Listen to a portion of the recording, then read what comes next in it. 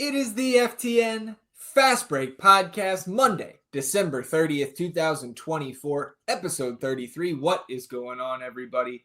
Zach Graham, a.k.a. Kawaisenberg DFS, joined once again by my co-host. It's Mike Randall. You can find him on Twitter at RandallRant. Mike, it's been a few weeks, man. How you been? How's the holidays treating you?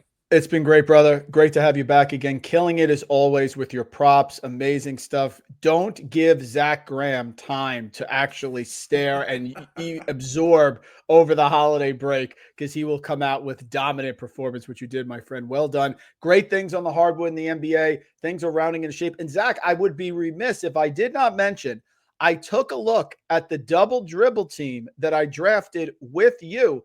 I am somehow in first, only because my team has avoided injuries and I follow the lead of Kawaisenberg, and I took Wemby, and the Wemby-Karl Anthony Towns duo obviously has been doing quite well. So knock on wood, I know the injuries are coming, and you are not far behind, my friend, but I was dead and buried, but it seems to I've gotten back to at least made this interesting with the great Kawaisenberg, which is nice. Yeah, I like to see that. I'll have to check in on that league as well. You'll be ahead of me soon, I'm sure. So we'll see, man. That Wemby Towns pairing, that's good. That ain't too bad. And speaking of pairings, we did have a trade, so let's jump into this, because I think since we last convened here, Adam and myself on Thursday, we did a recap of the Christmas Day slate. Minimal, not a very eventful weekend, but this I think was kind of the news of the week. The Los Angeles Lakers have traded D'Angelo Russell, Maxwell Lewis, and 3 of their own second-round picks to the Brooklyn Nets in exchange for Dorian Finney-Smith and Shake Milton. So, of course, Finney-Smith shooting a career-high 43.5% from 3. The Lakers do need shooting. And clearly, JJ Redick was not a fan of D'Angelo Russell. So, D'Angelo Russell out. Shake Milton now a part of this Lakers backcourt. Mike, I'll toss it to you first. What are your thoughts on this deal? Happened Sunday morning, just distracting us from our season-long fantasy football championships. As you know, Dr. Graham, I am not a fan of JJ Redick, but I will tell you that I think this was a very smart move. D'Angelo Russell never fit to me with what the Lakers are trying to do.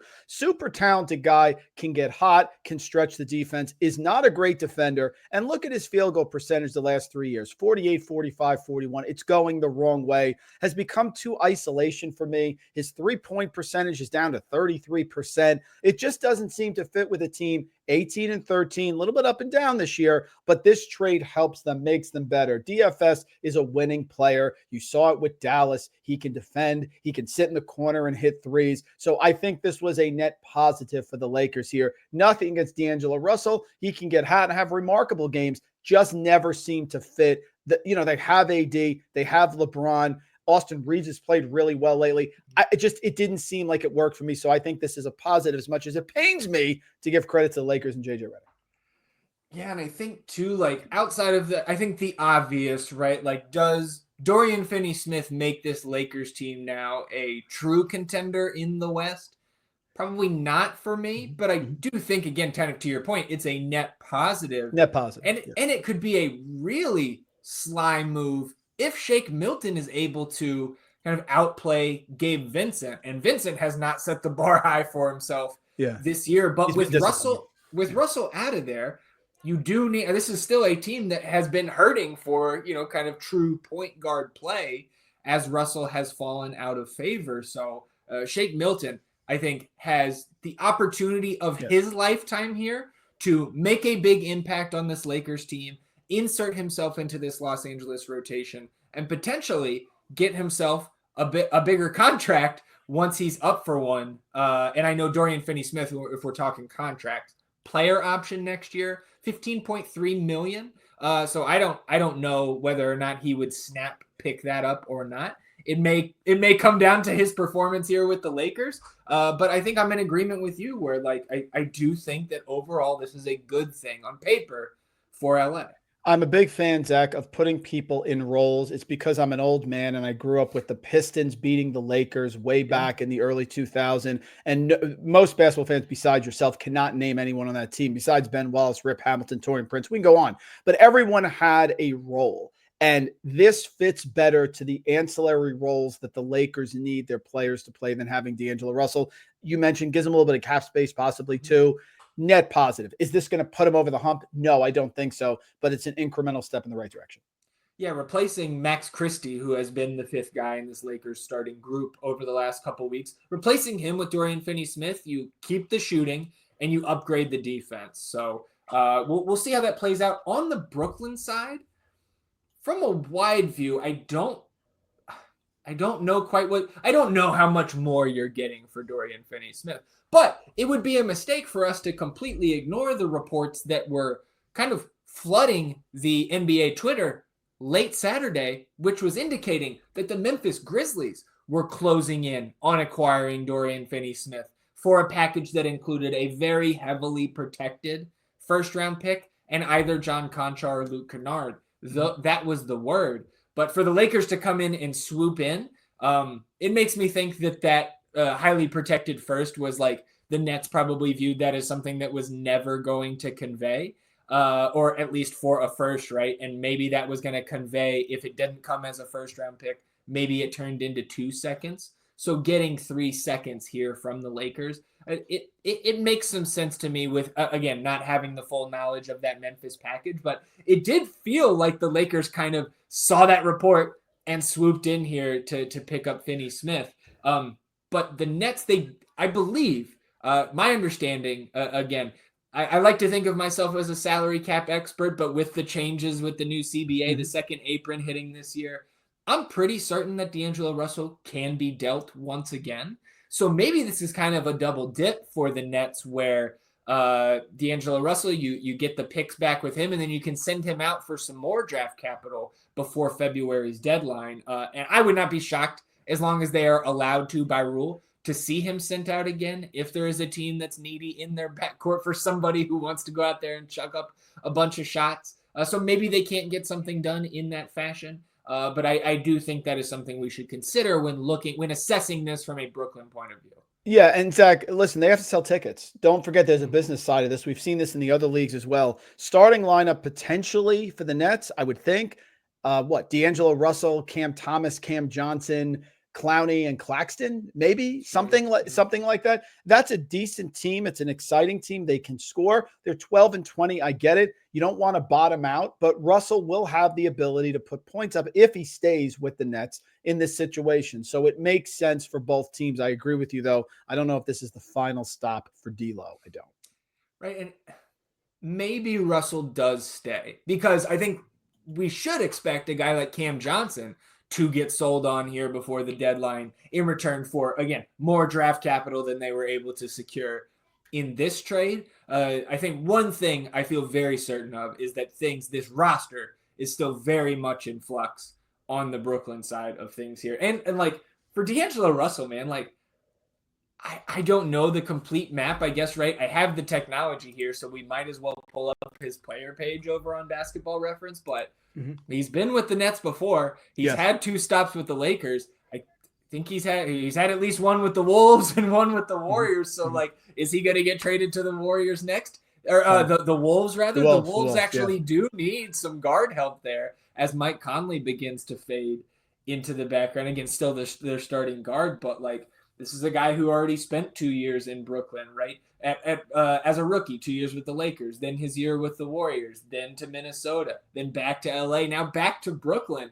I don't know, man, the saga of D'Angelo Russell continues, but I have to imagine he will be, from a basketball perspective, not a winning and losing perspective, but from an individual standpoint, the way we know he likes to play, I think he might be a little bit more happy in this Brooklyn scenario where he can go throw up 20 shots a night and the Nets aren't going to say boo because they're trying to lose games. No, you know that's it. That's the situation, and he is happier there. He needs to be in that sort of environment in order to succeed. There's a place for him. It just wasn't on the Lakers. That's all. Yeah. So the first of what you would think would be many moves between now and February's trade deadline. The other thing that was really popping off in the association this weekend, Mike, fights fisticuffs everywhere. And like, I don't know. I haven't looked at the foul statistics from the games between the 26th and now. But we know that on Christmas Day, the foul counts went down, right? And the ratings went up. Mm-hmm. And so, like, if we have now made the move that we saw the league make after the All-Star break last year, where they are letting guys play more physical, they're taking those foul numbers on a game-by-game basis downwards, right? That means more physical play. And if the guys out there are not used to that anymore, and now all of a sudden we're letting them play, I could see that maybe factoring in here. Now, some of the guys who were involved here are generally hotheads. The first fight we had, Najee Marshall and Jusuf Nurkic get into it in their game. I believe that was on Friday. It may have been on Thursday, but the important things you need to know, right? Those guys are chirping. They kind of square off.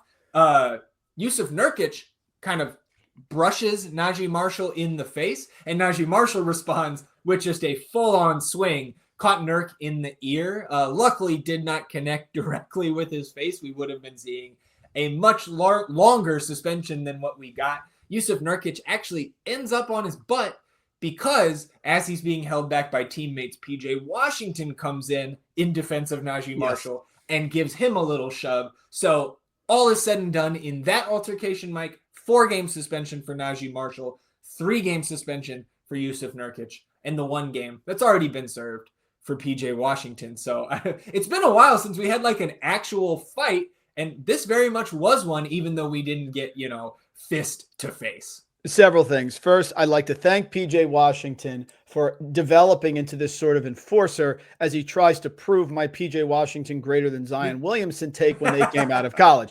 But he has become like this enforcer guy, which is great. Number 2, Zach, I grew up with the fights. I love the fights. I mean, Kurt Rambis McHale's when I was like barely getting into basketball. Like, that's normal. That was a regular foul. Look at it. That was not a flagrant foul. It was wonderful. So listen, everything you're saying is true. Number 1, we want to see more flow, and the college game is suffering from this. Zach, the idea that a hard foul doesn't exist anymore in any level is crazy. You're going to the basket. We're playing 3-on-3. I don't want you to score. I'm going to foul you. That is done intentionally, but it is not an intentional foul. I'm not smacking you in the face. I'm hitting you in the arms, and I'm making sure you don't make it. But somehow on college, and now it's leaking into NBA, that has become a flagrant. It needs to be reviewed. It's killing the product. So to your point about the Christmas games, I think they swallowed the whistle a little bit and let them play. Players will adjust. Now, whenever these fights happen, I love to think about if it wasn't stopped, who would have won? Najee Marshall is minus 250 to win that fight, in my opinion, because he's ready to go. The second one you get to in a minute, I think is going to be interesting, but I'm fine with it. They will adjust. Hard fouls are part of basketball. There's a cheap shot and there's a hard foul. And I love PJ Washington jumping in. And did you see Kyrie's face, by the way? That was the other thing. Kyrie just staring blankly at the whole thing. Like he's never seen a fight before. But it was great. Yeah, I enjoy it, Zach. I don't enjoy violence, but that's going to happen when you let them play. And you need to let them play because the game is better then. That's my point. Yeah, look, as long as nobody gets hurt from it, right? Again, of course, it can be healthy for these guys. Healthy, right? Competing game in and game out. And the last thing I'll say on that fight is I thought it was very, very entertaining to see that Najee Marshall went after the game and changed his Twitter, cover picture to him punching Nurkic in the face. I loved it. So then on Sunday we have Amin Thompson and Tyler Hero getting into it, and this wasn't so much of a fight as just Amin Thompson kind of throwing a fit. These guys get into it late in the fourth quarter. Miami rather, pulling away with about 35 seconds to go. This was on a dead ball. These guys come together, and I actually saw some people commenting that specifically Mark Davis, the official, did not do, in these fans' eyes, did not do his job well enough to kind of keep the peace in this game. But these guys come together. Amin Thompson ends up grabbing Tyler Hero's jersey with both hands and basically throwing him down to the ground, pretty damn aggressively. Mm-hmm. So I think we will see a multi-game suspension for Amin Thompson handed down either today or tomorrow on Tuesday. Tyler Hero, I'm not sure. He went in there and locked up with Amin on the dead ball, but no swings, and he's the one who ends up on the ground rather aggressively. So we'll see if Hero gets a suspension, but he did get the last laugh because not only did the Heat pull off the win over the Rockets, but there's the video of him during that review looking at Amin Thompson, laughing and saying, "You're going home, bro. You lost." So again, 2 fights in like 3 days in the NBA. Guys ending up on the ground, suspensions being handed out. The holiday season, Mike. I guess Festivus time. Festivus, the rest of us. The trash talk of Tyler Hero is inversely proportional to how I think that fight would go. Love the Tyler Hero trash talk. A lot of bouncing from Tyler Hero and Ahmed Thompson. The more bouncing you do, the less you want to fight, in my opinion. Like Najee Marshall just goes straight at you. Like there's no issue. It reminds me with the Knicks of Charles Oakley. You know, Barkley and Oakley used to go back and forth. There was a chasm of difference between Barkley fighting and Oakley. Oakley would make a beeline and would literally put you through a wall. No discussion. There's no posturing. You know, Hero's bouncing a little bit back and forth, but trash talk by Hero, well done. For a Heat team that needs it, they got a lot of stuff going on with Butler and all the other things. So nice win for Miami here. But I like a good fight, Zach, especially over the holidays. Well, and like, I don't think we talked about it on the fast break, but like 10 days ago, we had Ron Holland and Jordan Clarkson squaring off, like putting the Dukes up. Who would you take there? I would take Clarkson. Am I wrong? I lean Clarkson, but like Holland was the one who initiated. Like he put his fists up first, so like maybe Ron Holland is like maybe he's the sleeper there, but like I don't know, man. Like whatever's gotten into these guys, I'm a fan of it. Again, as long as nobody gets hurt, like I enjoy the aggressive competition there. So. Next up, just real quick, this is a little bit of nonsense, but there are numbers behind this, and we talked about it about a month ago with the early returns from the wall in the Intuit Dome, right? The Clippers' new arena. So we got some statistical updates for the wall. Opposing teams are still shooting a league worst free throw percentage on the wall end of the Intuit Dome, and now expanding that out to opposing teams' 3-point percentages, now shooting 33.3% on that end, which is which would be 27th in the league. So I guess my question is, did Steve Ballmer make a mistake in not building 2 walls in the Intuit Dome? Yeah, the Intuit Dome, that's a big deal, and it's even leaked over to college because one of the plays over the break was UCLA Gonzaga at the Intuit Dome. And that worked to the under, no problem, with 65-62, Zach, and there were a million fouls in the last 2 minutes. So the fact that it stayed under was a miracle.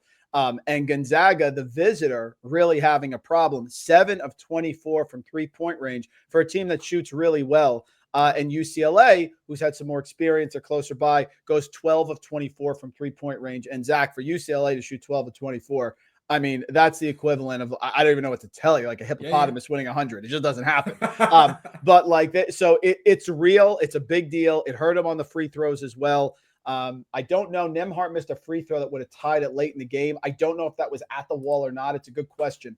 But that for sure, it's affecting the NBA. It's affecting everyone there. It's an advantage. You deal with it. You deal with it, Zach, as if you know with the Boston Garden in the 80s, which of the squares you can't bounce on because they were dead. Bird and McHaley's talk about it all the time. It's home court advantage. You deal with it. And if it works, go with it, Ballmer.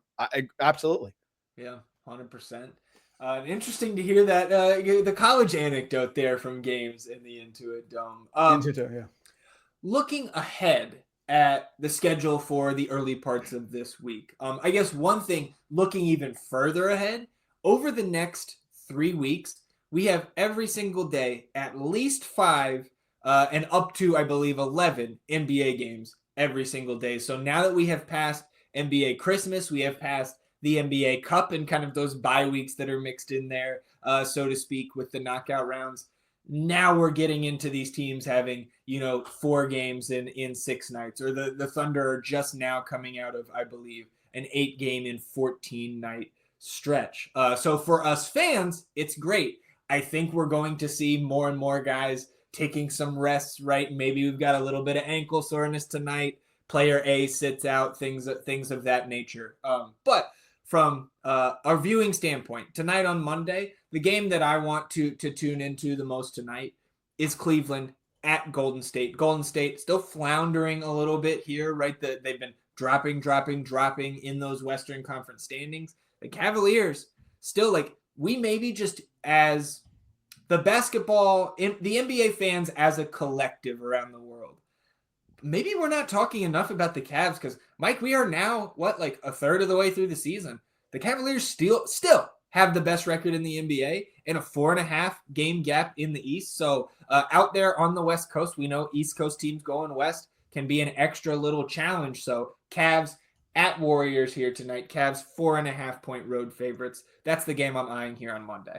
Zach, I'm buying in. I'm in. I think the Cavs have what it takes this year to win a championship. I totally believe in them. 27-4. They're 10-3 away. They've only lost the one game at home. They're scoring. The defense is always fantastic. They hit a little rut, if you want to call it a rut for them. And how do they respond? They go 9-1 in their last 10. I believe in them. I absolutely think they're a matchup nightmare. They have the bigs. They have the shooting. They have the depth. The players coming off the bench. Everyone in a role. Everything is clicking here for them. Totally believe in them. Brilliant job by the Cavs. I'm watching this one as well because I am selling the Warriors. I think it's over. I know it's dangerous to bury a team like that. It's been an incredible dynasty, but I expect the Cavs to win this game, and I am all in on this game. I love the Cavs. I was hesitant. We were saying, but it's the Cavs. They're 10-0, but it's the Cavs. You know what, guys? They're good. They're legitimately good, and they can make a run very deep, if not for the whole thing. I have given up because I'm just so impressed with how they're doing, what it takes to win, and they're consistent. They have a style. They play to their style, and they have depth, and everyone knows their roles. And yes, I love Ty Jerome. All of that is fine. I believe in the Cavs.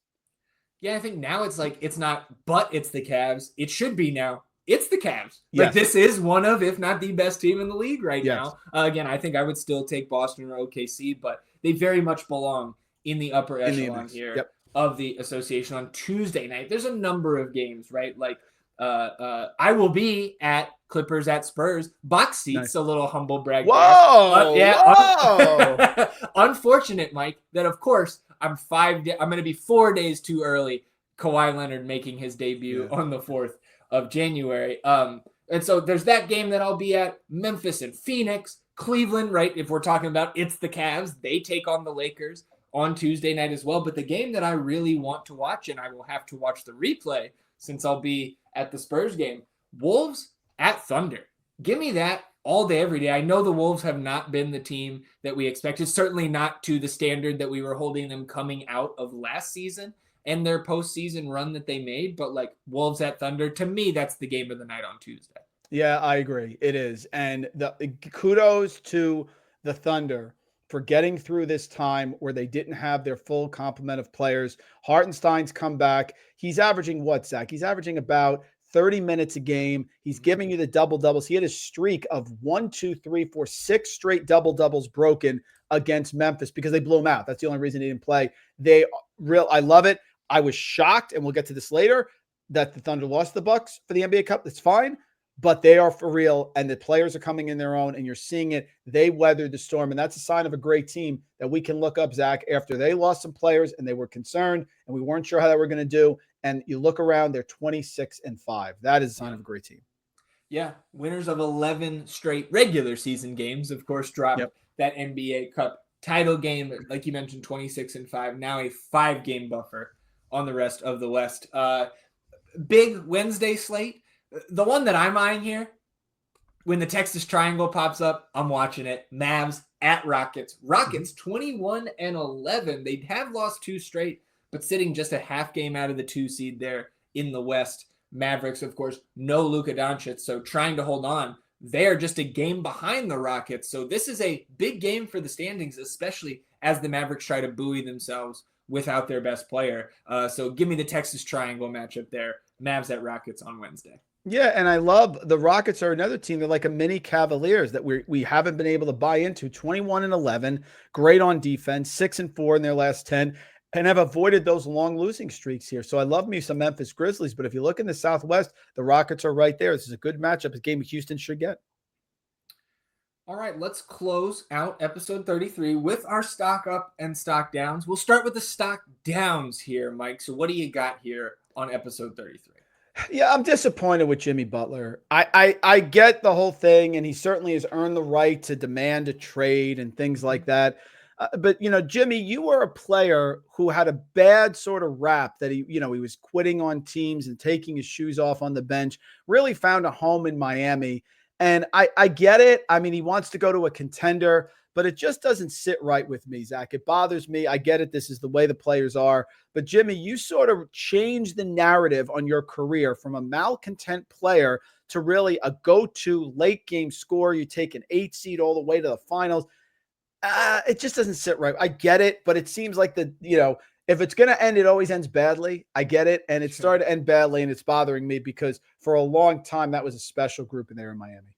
Yeah. And I think the back and forth too, just to add on to that, between Pat Riley, Jimmy, through the media, Jimmy's agent, right, with Shams, like all the stuff that's surrounding it. It's just definitely not helping the Heat. And however Jimmy may feel about the franchise at this point, doesn't change what they've done together. That's correct. Also what Pat Riley and that team have done for Jimmy in his career. That's correct.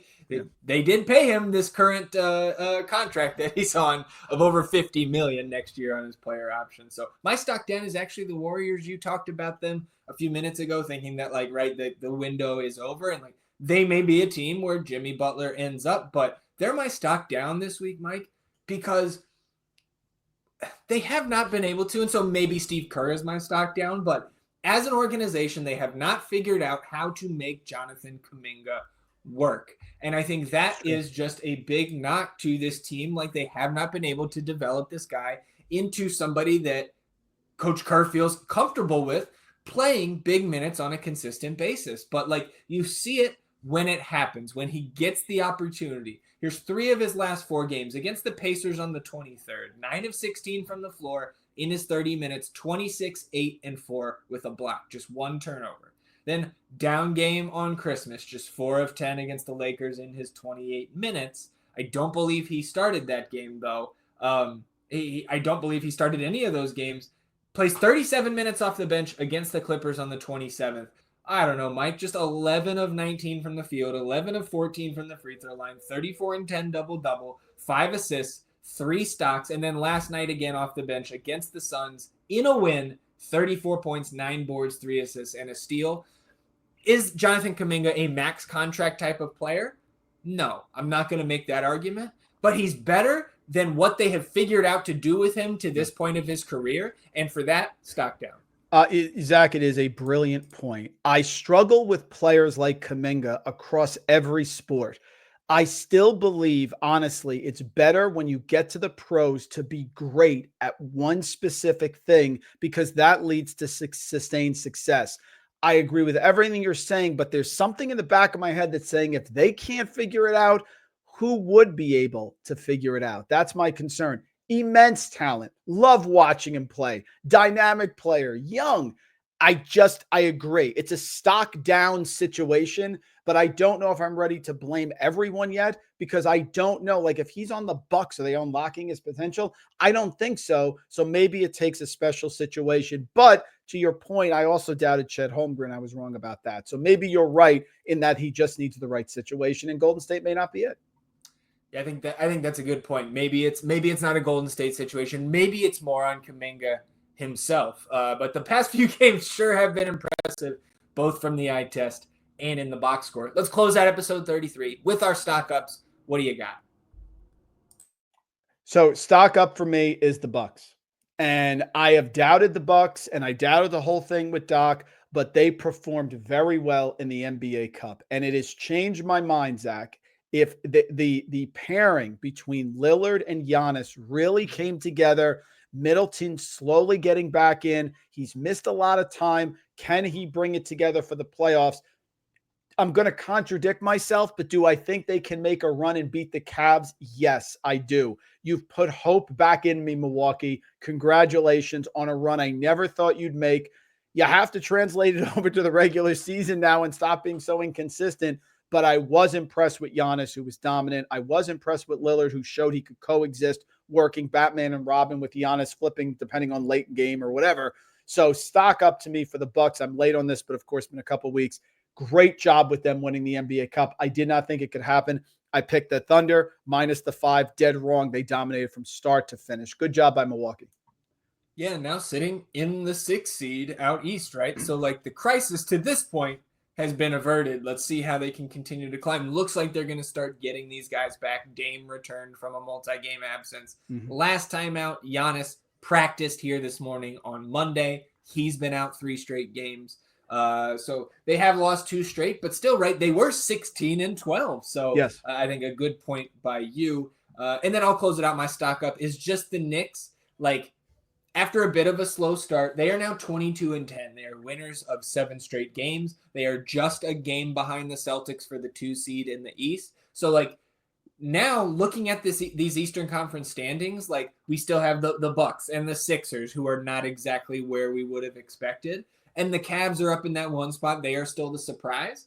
But the Knicks, now we've kind of evened out. This is what we expected. Contending with the Celtics, similar records. They're a game back now. So I think we are setting up for what could end up being, for lack of a better term, a photo finish between the Cavs, the Celtics, and the Knicks. So stock up for New York. And they get to take on the Wizards again tonight in back-to-back games. So that'll help your record. Yeah, it certainly will. And it makes for really exciting matchups in the East. We have a chance when we get to the playoffs to get down to the Final Four to have some epic matchups if things break right. Kudos to them, of course. Everything better, whether you like it or not, when the Knicks are good, because it just creates that environment of hate or love, depending on what side you're on here. Great call, Zach. Well, and the next time we convene, we will be in 2025. So happy New Year to you, sir. Happy New Year to everybody tuned in and listening. Anything else for you, Mike, before we shut it down? No, that's it. It's been a great 2024. You are pulling triple duty here with all the charting and all the work you're doing behind the scenes. Our NBA product has never been in better hands, and that's a direct result of Zach Graham. So really excited for what we have for subs and everyone else headed into 2025. All right, everybody. Have a happy New Year. We'll see you back here on Thursday, myself and Adam, for another episode of the Fast Break podcast. Enjoy the beginning of your week. We'll do the same. Till then, he's Mike, and I'm Zach. Goodbye.